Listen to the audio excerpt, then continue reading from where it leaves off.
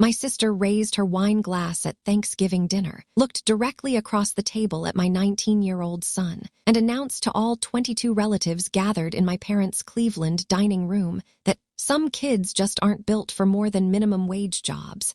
And honestly, there's nothing wrong with knowing your limits early. My name is Bridget Farnsworth, 42 years old, and my son Elliot had spent that entire year working part-time at a local hardware store for $11 an hour, a job my sister Vanessa had apparently decided represented the full ceiling of his potential, in direct, unspoken comparison to her own son Tristan's unpaid public relations internship at a prestigious Manhattan firm, a position Vanessa had been mentioning at every family gathering for the past 4 months, with the specific, practiced pride of a woman who believed her son's path represented the obvious superior choice. I want to explain something about Elliot before I go any further, because I think it matters enormously to understanding exactly how unfair and how uninformed my sister's comment actually was. Elliot had taken that hardware store job deliberately, not because it represented the ceiling of his ambition, but because he had spent the previous 2 years quietly building a furniture restoration and resale business, buying damaged and outdated furniture at estate sales and thrift stores throughout the Cleveland area, restoring pieces in our garage using skills he taught himself through hundreds of hours of online tutorials, and reselling them through an online marketplace to a growing base of regular customers who specifically sought out his work. He'd taken the hardware store job specifically to deepen his knowledge of tools, materials, and supply logistics relevant to his restoration business, working alongside contractors and tradespeople who'd become informal mentors, learning inventory management principles he later applied directly to his own growing operation. I hadn't corrected my sister at that dinner table, and I want to be honest about why. Elliot had specifically asked me, months earlier, not to discuss the details of his business with extended family, uncomfortable with the attention, and I think genuinely wary of exactly the kind of comparative family competition that Vanessa seemed determined to create around her own son's more conventionally prestigious path. I respected that request, even watching my sister's comment land across the table with a casual cruelty that made my son's jaw tighten in a way I recognized immediately as controlled, practiced restraint. "That's a strange thing to say about your own nephew," I finally managed, keeping my voice as level as I could. "Elliot works hard, and he's building something meaningful on his own terms." "I'm sure he is," Vanessa said, in a tone that made unmistakably clear she believed no such thing. "I just think it's important kids understand early which path they're actually suited for. Not everyone's cut out for the kind of ambition Tristan's shown." I want to be honest about the complicated mixture of anger and restraint I felt in that moment, watching my sister publicly diminish my son's genuine, considerable hard work in favor of a narrative built around her own son's, more conventionally impressive-sounding job title.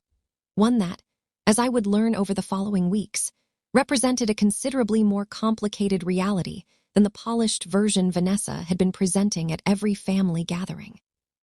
I didn't learn the full truth about Tristan's internship until nearly 6 weeks later, during a phone call with my mother, who mentioned, almost in passing, that Vanessa and her husband Desmond had been sending Tristan an additional $1,200 a month to cover his Manhattan rent and living expenses, on top of whatever savings he'd apparently already exhausted during his first 3 months in the unpaid position. "Being very generous," my mother said, in the careful, diplomatic tone she reserved for conversations where she clearly had more complicated feelings than she was directly expressing. "Manhattan's expensive, and Vanessa says it's an investment in Tristan's future, given how prestigious the firm is." I sat with that information for a long moment, doing quick mental math that made my sister's Thanksgiving comment land with an entirely different weight than it had at the dinner table. Elliot, working an $11 an hour hardware store job that Vanessa had publicly framed as the ceiling of his potential, had generated just over $41,000 in gross revenue from his furniture restoration business over the previous 12 months, according to figures he'd shared with me privately while preparing his first full year of business tax documentation.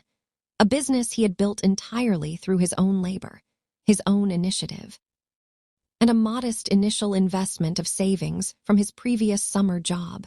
Tristan, meanwhile, was working an unpaid internship that was costing his parents, by my mother's own account, at least $14,000 a year in direct financial support, on top of whatever expenses Vanessa and Desmond weren't mentioning at family gatherings. I want to be honest about something important here, because I don't think this story is really about which path was objectively better, and I don't think Elliot's success should be understood as some simple, tidy proof that trade work always outperforms prestigious unpaid internships. Plenty of unpaid internships genuinely do lead to meaningful career opportunities, and plenty of small businesses fail despite genuine hard work. What troubled me wasn't the comparative value of the two paths themselves, but my sister's willingness to publicly diminish a 19-year-old's genuine effort and success, based entirely on the superficial appearance of his current job, without any curiosity about what he might actually be building. I didn't confront Vanessa immediately about the financial details my mother had shared.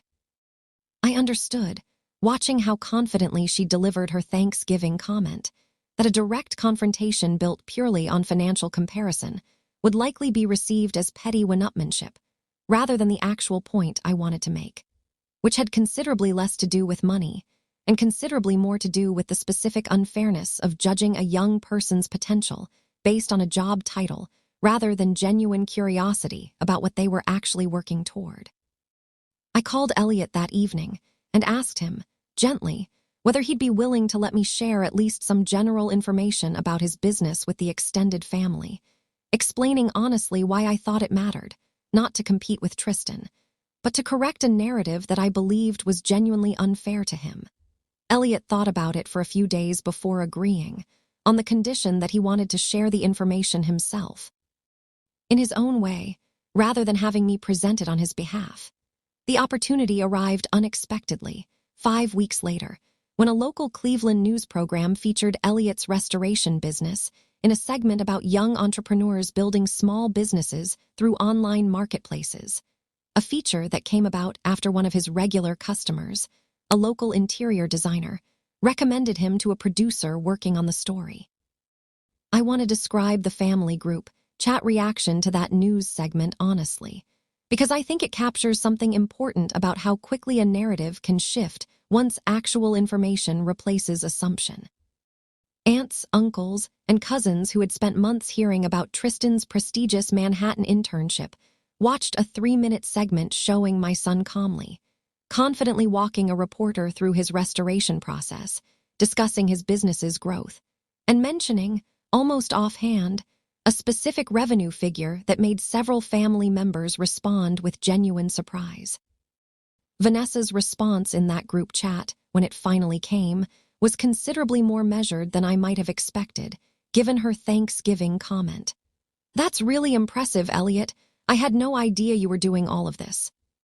I want to be honest that I felt a complicated mixture of vindication and something closer to sadness reading that response, understanding that my sister's dismissive comment at Thanksgiving hadn't come from any genuine malice toward Elliot specifically, but from a narrower, more anxious place I began to understand more fully over the following months, as the full picture of Tristan's actual internship experience slowly emerged.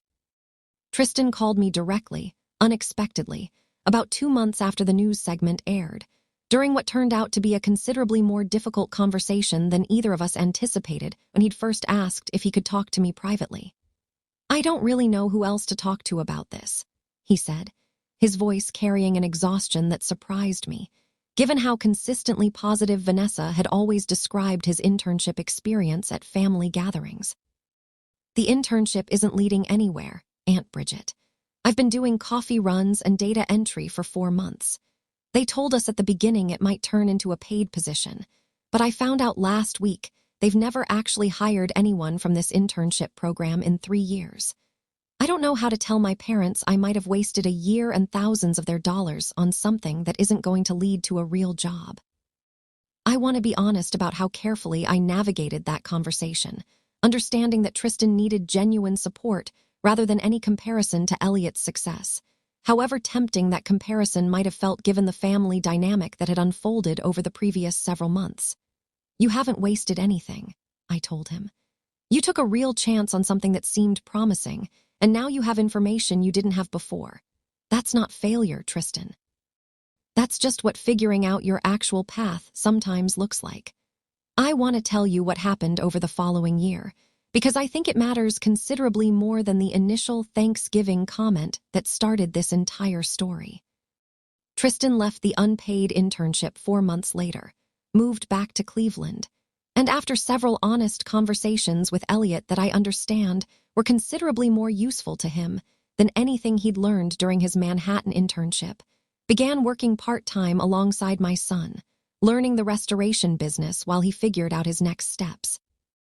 Eventually discovering a genuine interest in furniture design that led him to enroll in a specialized certificate program the following year.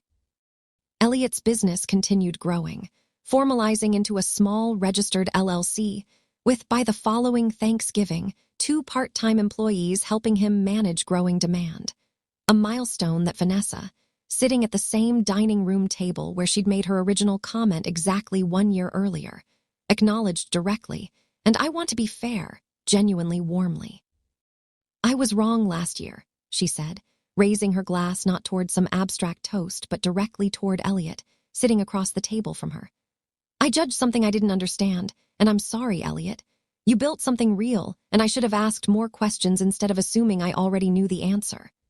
I want to be honest that this story doesn't end with some dramatic, permanent transformation of my sister's occasional tendency toward casual, comparative family judgment.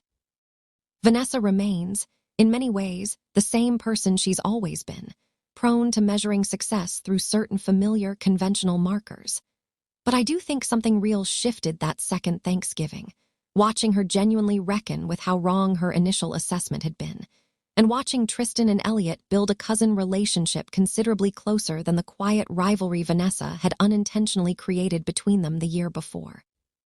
Elliot still works some shifts at the hardware store, not because he needs the income anymore, but because he genuinely enjoys the relationships he's built there, and because, as he told me once, with the particular clarity 19-year-olds sometimes surprise you with, the job was never really about the money. It was about learning things nobody teaches you if you skip straight to running your own thing. I think, often, about that Thanksgiving toast, about how confidently my sister delivered a verdict about my son's entire future based on nothing more than a job title and $11 an hour, and about how much genuine effort, genuine skill, and genuine ambition had been quietly building in our garage the entire time, waiting for someone to actually ask the right questions instead of assuming they already knew the answer.